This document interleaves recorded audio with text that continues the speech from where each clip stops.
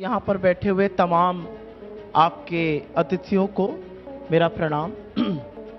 अगर लच्छेदार बातों से नौकरियां बन जाती तो पिछले 10 साल में सबके हाथों में नौकरियां होती। जी, राशन ये वो गैस, अभी बाथरूम, संडास बाथरूम, ये जो करे अच्छा करे। जलेबी गड़ने से नौकरियां नहीं बनती।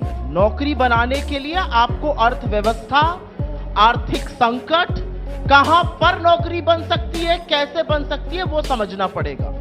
मैं 2 शब्द पहले बजट पर बोलना चाहती हूं। मेरा अपना मानना है ये कुर्सी बचाओ कवायद का बजट है।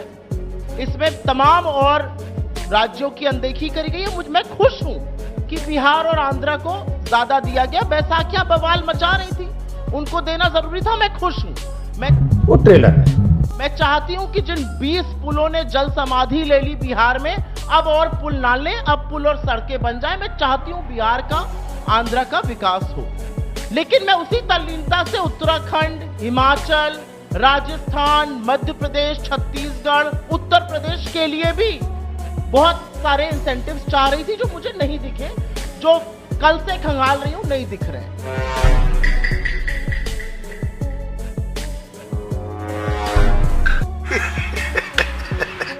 आपने क्योंकि रोजगार से शुरुआत करी तो मैं एक आंकड़ा आपके सामने रख देना चाहती हूं। पिछले बजट में जॉब्स का नाम वित्त मंत्री ने 1 बार और एम्प्लॉयमेंट का नाम 3 बार लिया था। यह असल में सरकार समर्थन मूल्य वाला बजट है और यहां पर क्लियर है कि चुनाव में इनको शिकस्त, चुनाव में इनको जो ड्रबिंग हुई है, जो 63 सीटें ये हारे हैं, ये बेरोजगारी के चलते हारे हैं।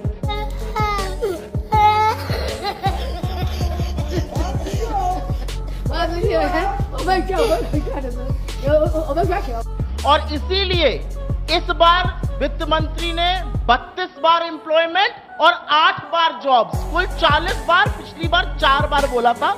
यह शब्द बोलना पड़ा। It has made a roaring comeback. मैं खुश हूं, यह होना चाहिए। फिर इन्होंने नकल उतारी। हमारा जो घोषणा पत्र था वहां से इन्होंने कुछ स्कीम्स की नकल उतारी है कि उसमें एम्प्लॉयमेंट लिंक स्कीम है। एक उसमें से इन्होंने इंटर्नशिप स्कीम की उतारी। लेकिन नकल में भी अकल की जरूरत होती है। नमस्कार मोदी जी, थोड़ा सा घबरा गए क्या? और इधर उधर की लच्छेदार बातों से अकल तो आती नहीं है।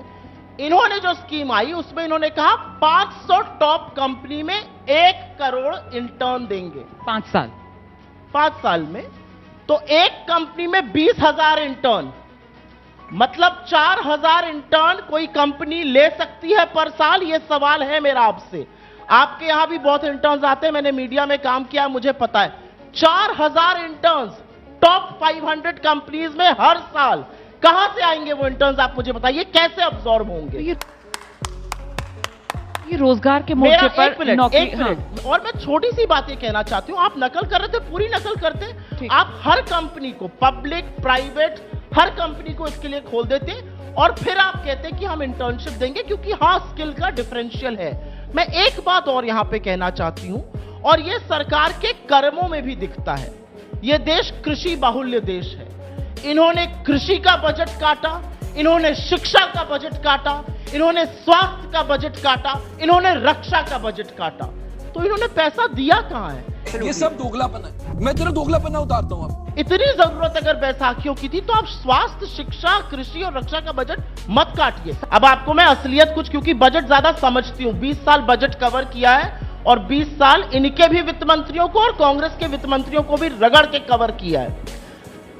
इन्होंने पिछली बार एक झुंझुना दिया, हम कैपिटल एक्सपेंडिचर 13,70,000 करोड़ का करने जा रहे हैं। अभी आ गए आंकड़े। 13,70,000 करोड़ का कैपिटल एक्सपेंडिचर नहीं हुआ। कैपिटल एक्सपेंडिचर हुआ 12,70,000 करोड़ का। क्यों आपने 1 लाख करोड़ का कम एक्सपेंडिचर किया? और अब आप ठीकरा फोड़ रहे हैं प्राइवेट कंपनीज के सिर पर। यह पहला आंकड़ा है मेरा। बंद करो, हाथ जोड़ के मैं मोदी साहब से गुजारिश करता हूं। और इसका जवाब दें, क्योंकि ये लोग जवाब से मांगते हैं। आप इनसे रोजगार पे सवाल पूछ रही हैं, ये जनधन अकाउंट बता रहे हैं। आप मुझे बताइए, जो देश की टॉप 500 कंपनी है, क्या वो 4,000 इंटर्न 1 साल में ले सकती है? क्या आपकी कंपनी 4,000 इंटर्न मीडिया के ले सकती है? कोई मीडिया की कंपनी नहीं ले सकती, इतनी एम्प्लॉय स्ट्रेंथ नहीं होती है। तो आप लोग जो स्कीमें बनाते हैं उनका नतीजा यह होता है कि इनॉग्रेशन इधर किया एयरपोर्ट का और उधर वो टूट के गिर जाता है। यहां पुल का इनॉग्रेशन किया, सड़क धंस जाती है। इस तरह का आपका क्रियान्वयन है। रोजगार के मुद्दे पर क्योंकि हम बात करना चाह रहे हैं, तो रोजगार के मुद्दे पर बात करनी जरूरी है। सारा विपक्ष और सारा देश ये सोच रहा था कि अग्निवीर का इतना बड़ा मुद्दा है, सेना के लोग शहीदों की मां कह रही है भेदभाव मत करिए, दोयम दर्जे का सेना के सैनिक को मत बनाइए, एक तरह की सेना रहने दीजिए। हमें लगता था कि शायद बजट में इसका ऐलान होगा कि हम इसको खत्म करेंगे और एक तरह की सहूलियत दोनों लोगों को दी जाएगी, हम पुरानी व्यवस्था बहाल करेंगे। एक शब्द नहीं बोला गया। क्यों नहीं बोला गया? और आपने बिल्कुल सही कहा, कॉर्पोरेट अग्निवीर बनाने पर आपने तोल दिया लोगों को। तुम्हें शर्म है? कुछ शर्म आया है? क्या आप ये बताएंगे कि आपकी जो पीएम स्किल डेवलपमेंट प्रोग्राम था, कौशल विकास, उसमें जो प्लेसमेंट रेट है वो 12% ही है। इनका प्लेसमेंट कहां होगा, जरा मुझे ये समझाइए।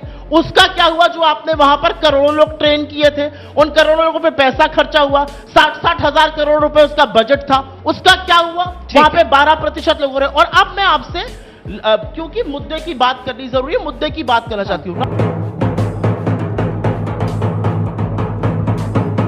राज्यों की बात मत किया करिए, इसलिए मत किया करिए क्योंकि राजस्थान हम हारे, इन्होंने जीता राजस्थान।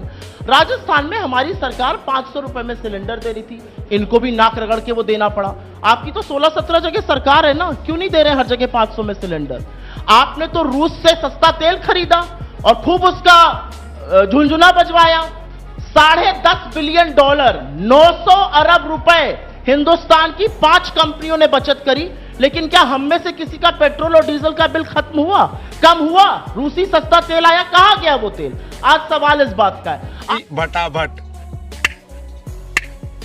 आज सवाल इस बात का है कि अगर 12 किसान संसद आकर नेता विपक्ष से मिलना चाहते हैं तो ये देश की सरकार किसानों को पहले देश की राजधानी और अब देश के संसद आने से क्यों रोक रही है? और आपने कृषि का बजट क्यों काटा, ये मैं जानना चाहती हूं। और एक चीज आपको जवाब के साथ और बता दूं, 1 मिनट। हाँ जी। आपने सिर्फ कृषि का बजट काटा नहीं है, पिछले वित्तीय वर्ष में आपने 4000 करोड़ रुपए कम खर्च किए कृषि पर जितने आवंटित थे।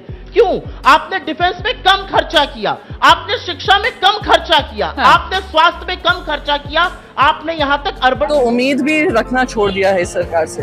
ये उम्मीद थी कि तीसरी टाइम जो ये सरकार बनी है, किसी के सहारे आई है, थोड़ा जनता की बात करती, पर उन्होंने पूरा अपना बजट का जो केंद्रित रखा वो प्रधान, उसको टाइटल रख देना चाहिए, उसका शीर्षक होना चाहिए प्रधानमंत्री सरकार बचाओ योजना। आपने अपने अलायंस पार्टनर्स जॉब से स्पेशल स्टेटस की उम्मीद कर रहे थे स्टेट्स की, आपने उनको कुछ 1000 करोड़ रुपए देकर आपने उनको संतुष्ट कर दिया है। सुधरो रे, अभी तो सुधर जाओ। पर महाराष्ट्र क्या क्या, जहाँ पे आपके खुद के अलायंस की सरकार चल रही है और आज तक महाराष्ट्र के लिए कोई विशेष पैकेज नहीं हुआ है। महाराष्ट्र से सिर्फ पैसा लिया गया, महाराष्ट्र को पैसा नहीं दिया गया है। आपने ना महिलाओं का दिया, ना युवाओं के लिए दिया, बस आपने बड़ी बड़ी चिकनी चिकनी बातें कर ली। सुधांशु त्रिवेदी जी के आंकड़े जो है ना, इन्हीं की तरह जलेबी बनाते हुए दिखते हैं मुझे। 2000 से और 2010 तक एवरेज ग्रोथ रेट 8.5% थी। 2010 4 साल हमारे हुए, मैंने 4 से 14 का। आगे सुनिए, 2010 से 2020 7.5% थी और 2020 से 2024 6.5% है। और ये जो झुंझुना बजाते हैं ना विकसित भारत का 1947 तक, वो 7.2% ग्रोथ रेट पे नहीं पहुंच पाएंगे। उसके लिए आपको 10 से 11% की ग्रोथ रेट चाहिए रहेगी। तो झुंझुना बजाना बंद कर दीजिए इन सब चीजों का। आपने यहां पर कहते कहते बड़ी बातें कहीं अपनी सरकारों में क्यों नहीं कर देते? मैं तो आपको चैलेंज कर रही हूं ना महाप्रभु, आपकी सरकार है, इतनी जगह सरकारें 500 का सिलेंडर देकर तो दिखाइए, थोड़ी हिम्मत तो दिखाइए। आदमी का तार हिलता तो अंड बंड बोलता है। इधर उधर की बातें करते, छोड़िए बातें। यहां पे ज्यादा कृषक नहीं है, यहां पर ज्यादातर मिडिल क्लास लोग बैठे हैं। इनसे क्या बैर था? इनसे किस बात की दुश्मनी निकाली गई? बचाव वाला मामला रह जाएगा। रुकिए, आ रहे कुर्सी पर भी आ रहे हैं। वाला मामला वो कह रहे हैं। इनके भक्तगण इनकी हिला रहे हैं, हमें क्या जरूरत है? इनके सारे जो भक्तगण हैं वो खुलेआम लिख रहे हैं सोशल मीडिया पर, कभी बीजेपी को वोट नहीं देंगे। शनि हटा दिया और अब झुंझुना दे रहे हैं कि हमने 12.5% कर दिया। उसी 10 लाख के घर को अगर आप 50 लाख में आज की तारीख में बेचिएगा तो आप 5,10,000 टैक्स दीजिएगा। क्या आपसे क्या बैर था मिडिल क्लास का? मिडिल क्लास तो आपके साथ ही था। मिडिल क्लास ने तो आपकी बड़ी तारीफों में पुल बांधे थे, लेकिन मिडिल क्लास ने कल से आपसे ऐसा नाता तोड़ा है कि आपकी सरकार हडल में है। क्या किया जाए? रेवेन्यू सेक्रेटरी ने सुबह बाइट दी है, फाइनेंस मिनिस्टर ने सुबह क्लैरिफिकेशन दिया है कि नहीं हम अभी देख रहे हैं इस पर क्या कर सकते हैं। मैं जानना चाहती हूं, इकोनॉमिक्स में एक कॉन्सेप्ट होता है, why fix what ant broke. जो टूटा नहीं है उसको जोड़ना क्यों? क्या गलती की थी मिडिल क्लास ने? मिडिल क्लास से आप टैक्स वसूल रहे हैं, मिडिल क्लास के टीडीएस बढ़ा दिया, मिडिल क्लास का एसटीसीजी, एलटीसीजी, डिविडेंड, उनका इंडेक्सेशन खत्म कर दिया। तो मिडिल क्लास की कमर कब तक तोड़िएगा? 10 शब्द, महज 10 शब्द इस देश की वित्त मंत्री ने कल बजट के पैराग्राफ 3 में महंगाई पर बोले, और कहती है फूड इन्फ्लेशन को हटा दीजिए तो महंगाई नहीं है। पूछिए जरा लोगों से, फीस देने में कमर टूट रही है लोगों की, अस्पताल का बिल भरने में नानी याद आ रही है, ये कहते हैं महंगाई नहीं है। किस दुनिया में रहते हैं ये लोग? पेंसिल तक पर तो जीएसटी लगाया हुआ है। आज असलियत यह है कि कॉर्पोरेट टैक्स पिछले 4 सालों में 4 गुना हुआ है, वो ट्रेलर है, और कॉर्पोरेट प्रॉफिट 4 गुना हुआ है, और कॉर्पोरेट टैक्स घट के 16% पे आ गया है। इनकम टैक्स और जीएसटी कॉर्पोरेट टैक्स से ज्यादा है, हमसे और आपसे कॉर्पोरेट से ज्यादा वसूला जा रहा है। ये किस तरह से नैतिकता है? ये किस तरह से मैं कहूं कि ये मिडिल क्लास और गरीबों की सरकार है? क्या किया आपने मिडिल क्लास के लिए इस बजट में? हमें जरा जरूर समझाइए, क्योंकि समझने में बड़ी मुश्किल हो रही है, समझ नहीं पा रहे हैं। अरे हम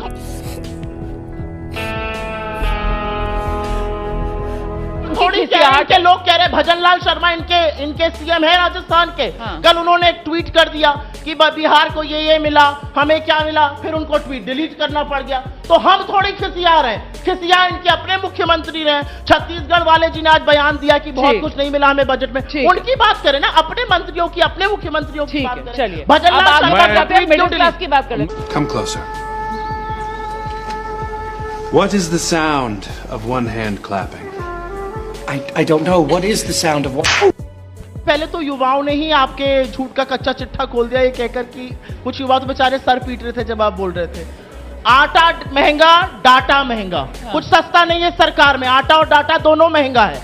और असलियत ये है कि होम लोन इससे महंगे कभी नहीं थे, ठीक है, ऑटो लोन इससे महंगे कभी नहीं थे। जल्दी, मेरा अपना मानना है हर सरकार की प्रायोरिटी होती है, ठीक है। आज इस देश में सबसे ज्वलंत समस्याएं बेरोजगारी, महंगाई, आर्थिक असमानता, गुर्बत, गरीबी है। तो रोजगार को लेकर तो सरकार ने इतना कह दिया ना। इस बजट में रोजगार की सुई की नोक नहीं हटेगी इधर से उधर, ये दावे के साथ कुछ नहीं होगा, इससे कुछ नहीं होगा, क्योंकि अरे हाँ भाई हाँ, कि इल प्लान फ्रैगमेंटेड बनाया गया है। हम अगले साल फिर आपको वादा करके जा रही हूं, आपके शो में आऊंगी और हम डेटा देखेंगे और आप मुझे खुद कहिएगा आपने बिल्कुल ठीक कहा था। इस सरकार में महंगाई खत्म करने की कोई बात नहीं है, आर्थिक असमानताओं को बांटने की कोई बात नहीं है। इस सरकार में सिर्फ और सिर्फ फ्रैगमेंटेड आइडियाज और झुंझुना पकड़ाने का लोगों को काम किया गया है। बस आंकड़ों की बाजी। Music